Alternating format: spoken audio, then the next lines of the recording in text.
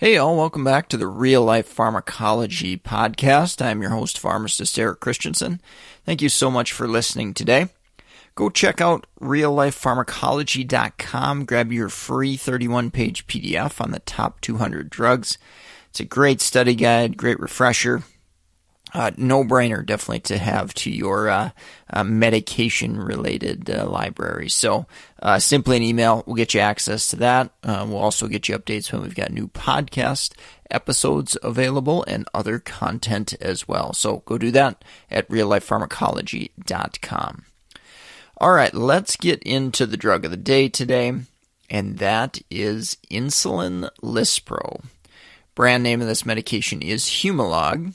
And I will say that with a caveat that there is a new formulation of Lispro out called Lyumjev as well. I'm not going to cover that specifically here on this podcast episode. It is on my to-do list to tackle that one in the coming weeks. But I definitely wanted to stick mostly to Humalog here because there's definitely quite a bit of information surrounding insulin, in the use of rapid-acting insulin in general. So, first and foremost, mechanistically, we obviously want to know and think why and how insulin works. So, insulin plays a huge role in regulatory processes pertaining to energy and metabolism of carbohydrates, proteins, and fats. Okay? And so a few of the things that it does, and I'm going to primarily focus on the stuff that matters most to us regarding management of diabetes and blood sugar. So first and foremost, it stimulates glycogen synthesis. And if you remember from maybe biology, glycogen is essentially a storage form of glucose. So insulin stimulates that storage of glucose.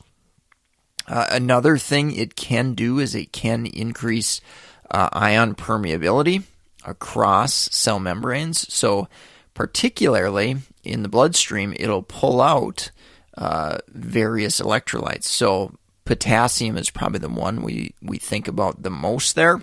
And I'll get into that a little bit in adverse effects as well. And then lastly, with that storage, one of the many things that insulin does, it's going to move blood sugar out of the bloodstream and move it into cells for storage. So, and I mean, that's really where the weight gain aspect of insulin is mostly generated from. So, and that's really where the clinical benefit is from as well. That's what we're trying to do with insulin. We are trying to get glucose out of the bloodstream and into the cells, and obviously lower blood glucose so we don't have all those microvascular complications that are associated with hyperglycemia. All right, with rapid-acting insulin, that is what Humalog is categorized at, the goal is to really reduce those spikes in blood sugar, and that's most often going to be referred to as prandial spikes. So basically, when we eat, our blood sugar goes up, and naturally the body secretes insulin to bring those blood sugars down. But if things aren't working right in type 1 diabetes, or we have insulin resistance in type 2, those spikes can go up and up and up, and they can stay prolonged spikes as well. So that's really what we're trying to do with rapid-acting insulin. So generally, you're not going to give a set dose of Humalog and think it's going to cover you all day. It's meant to cover those postprandial spikes in blood sugar. All right, adverse drug reactions. So naturally, we can drop blood sugar too low with the use of insulin. So hypoglycemia is something that we have to pay attention to. Obviously, have to educate our patients, make sure they have a plan. If they're a new diabetic, for example, make sure they have a plan for when that blood sugar drops too low, whether it's having that, glucose available, potentially glucagon if they've had some severe hypoglycemia or they're at risk for that. and obviously educating loved ones around them as well on how to use that if necessary too. So pay attention. That's one of the major risks that we're going to be monitoring Humalog insulin for. Local injection site reactions, that certainly can happen.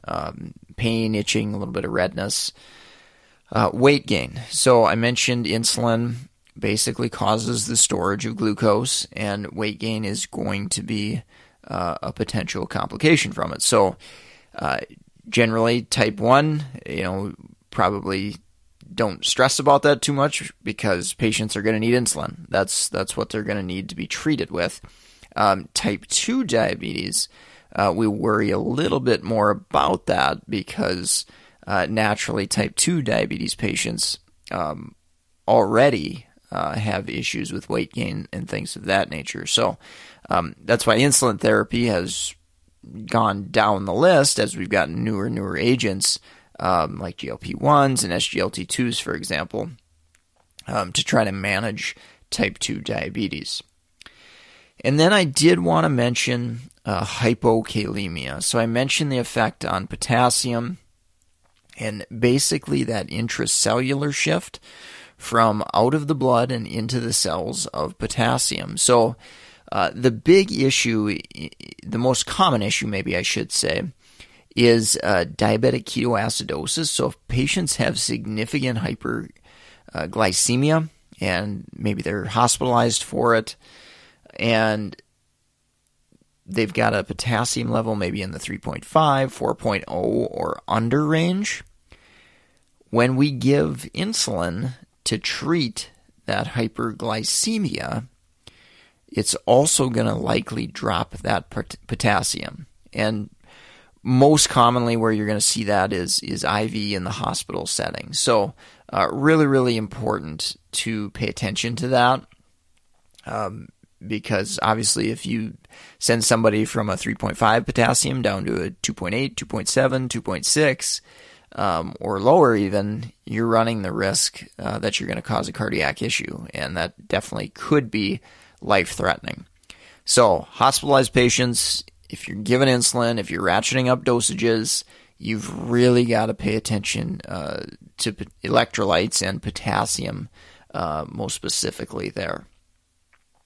All right, a couple of things I wanted to touch on is sliding scale and carb to insulin ratio. So first and foremost, sliding scale is generally discouraged. I occasionally see it in my geriatric practice still.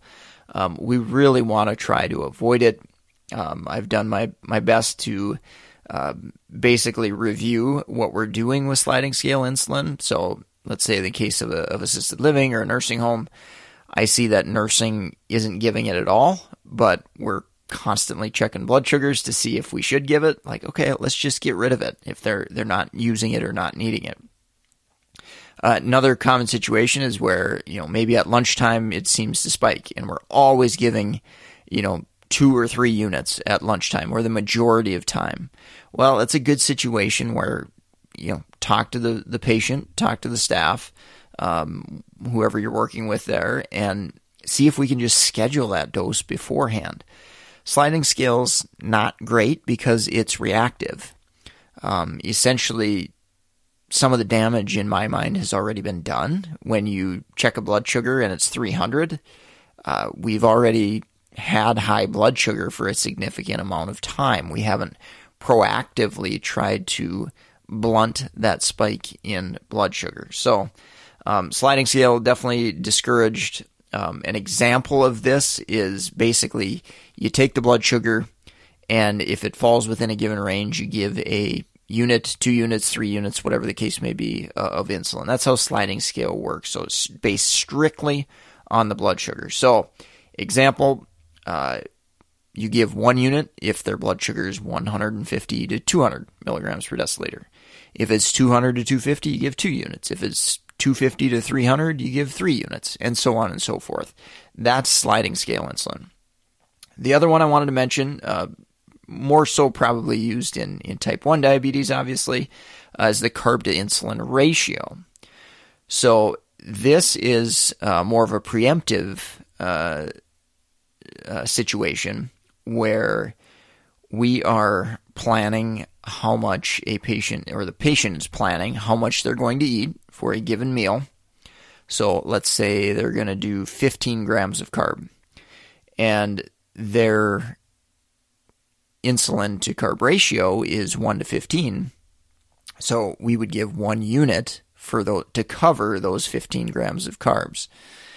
And again, if you do 30 grams, you would do 2 units to cover that mealtime carb intake. So it definitely takes some planning. And one of the big challenges with that, particularly if you're giving Humalog, is you've got to plan that out. So if you give Humalog 10 to 15 minutes before the meal, which is generally recommended, if that patient gets full and they don't eat as much as they think, maybe they get distracted, maybe they've got busy, work stuff, family stuff, and they don't eat as much, then we're going to increase that risk for hypoglycemia. So you really got to be intentional. You got to be smart with the carb to insulin ratios there. It might be a situation where some of the ultra rapid acting insulins might be better in that situation, if that happens commonly to a patient that you're working with, because they generally don't have to be given a little bit before the meal or at the start of the meal, because they work a little bit more quickly. So with that kind of ties into the pharmacokinetics. So Humalog, it's approximately 30 minutes is the onset of action.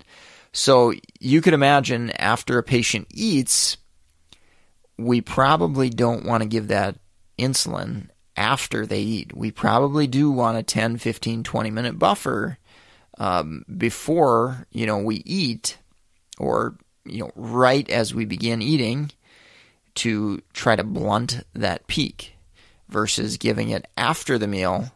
Now you're kind of chasing it a little bit, where you're going to hit that spike, and then it's going to start having an effect. So really, really important with the planning and just recognizing pharmacokinetics and how that plays a role in the management of diabetes there. Half-life, approximately 51 to 60 minutes for Humalog is what's reported in the literature. So again, it's an important thing to assess patients as well, an hour after the meal, 2 hours after the meal, and making sure that insulin isn't hanging around too long and causing issues kind of later on. Let's say, mid-afternoon, for example, 2, 3 o'clock if they eat at noon. So important definitely to think about that as well. All right, let's take a quick break from our sponsor, and we'll wrap up with drug interactions. If you're in the market for any pharmacist board certification study material like BCPS, ambulatory care, geriatrics, BCMTMS, NAPLEX, or others, go check out meded101.com/store, S-T-O-R-E. We've got a great list of resources there to help you pass your board exams. If you're a nurse, physician, other healthcare professional, definitely go check out meded101.com/store. We've got a bunch of links to Amazon books that'll be really helpful, entertaining, educational, that can definitely help you in your practice and help beef up your medication safety skills. So go check out all those links at meded101.com/store.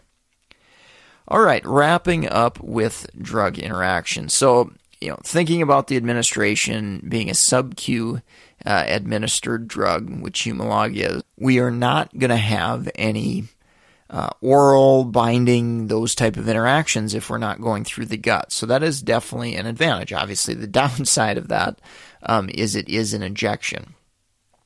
We also don't have any issues with the CYP enzymes. So that is definitely a great thing with insulin. My biggest things that I typically look out for with regard to insulin is obviously hypoglycemia, making sure that we aren't adding any other agents on board that may mask that hypoglycemia. So let's say beta blockers, or add to hypoglycemia. Let's say sulfonylureas, for example, there, other diabetes medications. You got to watch patients a little bit closer if we're going to add on medications like that may increase that risk or blunt the risk of recognizing hypoglycemia symptoms. So that is, in my mind, far and away the most important thing I look out for.